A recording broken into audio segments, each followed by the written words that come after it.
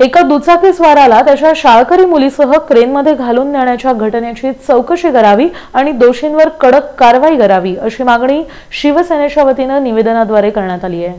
या संदर्भात पोलीस उपायुक्त नामदेव चव्हाण यांना निवेदन देण्यात आलं। त्यामध्ये म्हटलं आहे की रस्त्यावर बेकायदेशीर पार्किंग केल्यास चारचाकी दुचाकी वाहन चालकांवर दंडात्मक अथवा वाहन जप्त करण्याची कारवाई केली जाते। मात्र आपल्याला मनाला येईल अशा पद्धतीनं बेफिकीर कारवाई नागरिकांवर केली जाते।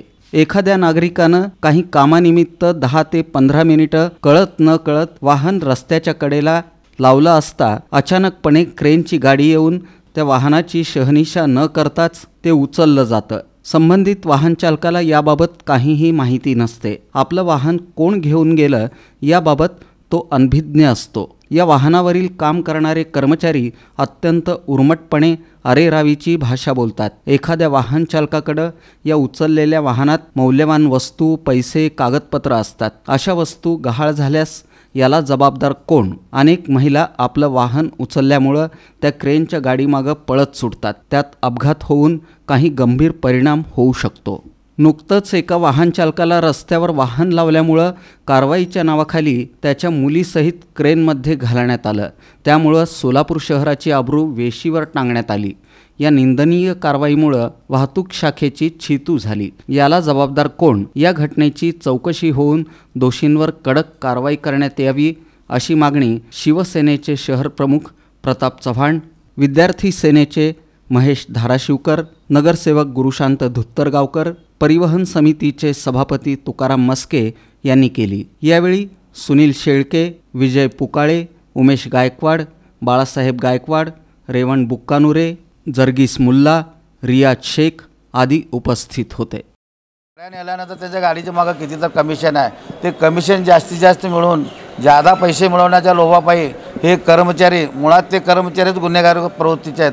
अनेक तक्रारी आम्ही आयुक्तालयात दिलेल्या आहेत, परंतु आज पोलीस उपायुक्त नामदेव चव्हाण साहेबांना आम्ही शिवसेनेच्या वतीने निवेदन देत आहोत।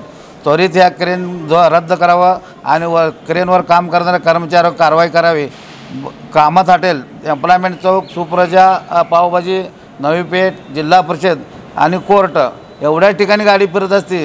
सोलापूर शहर, केगाव, देगाव, बाळ, हद्दवाड, नई जिंदगी, मौलाल चौक, अनेक शिवाय चौक असं अनेक भाग असताना तिथं कुठं न जाता जिथं लोक खरं व्यवसाय चालत आहे, जिथं कुठं लोक कामाला जातात, महिला आहेत। वास्तविक शहर विकसित होत असताना पार्किंग स्लॉट ठेवणं आवश्यक आहे। सोलापूर शहरात पार्किंग स्लॉट नाही आहे, मग आम्ही गाड्या लावायच्या कुठं असं सर्वसामान्य सोलापूरकरांच्या मनात प्रश्न पडतो।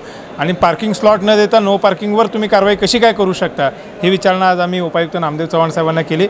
आमचं हेच म्हणणं आहे की पोलीस आयुक्त आणि सोलापूर महानगरपालिकेचे आयुक्त यांनी संयुक्त विद्यमानं एक बैठक घेऊन याचं नियोजन केलं पाहिजे। लोकांना आधी पार्किंगची सोय करून द्या।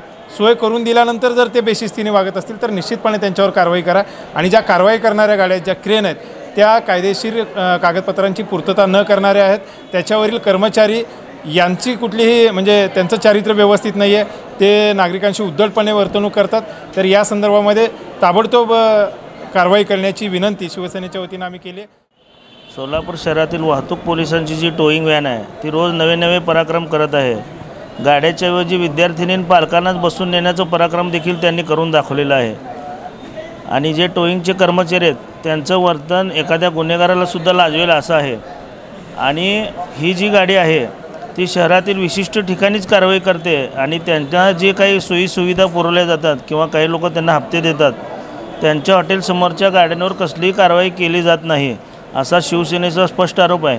आणि हे सर्व मुद्दे आम्ही माननीय चव्हाण साहेबांसमोर मांडलेले असून त्यांनी त्या मुद्द्याची दखल घेऊन त्या संदर्भात योग्य ते मार्ग काढून महापालिका आणि पोलीस प्रशासन आणि नगरसेवक आणि पक्षाचे पदाधिकारी यांची बैठक घेण्याचे मान्य केलेले असून या संदर्भात आम्ही आशावादी आहोत।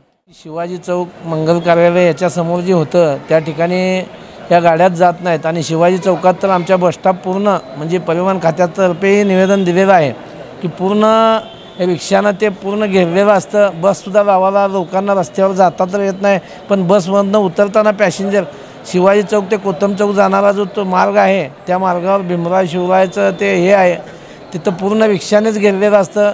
परत त्या स्टँडच्या समोरचा स्टॉप आहे त्या स्टॉपला स्टेशनच्या ठिकाणी असे अनेक ठिकाणी असं आहे, तिकडं कोण बघितलं जात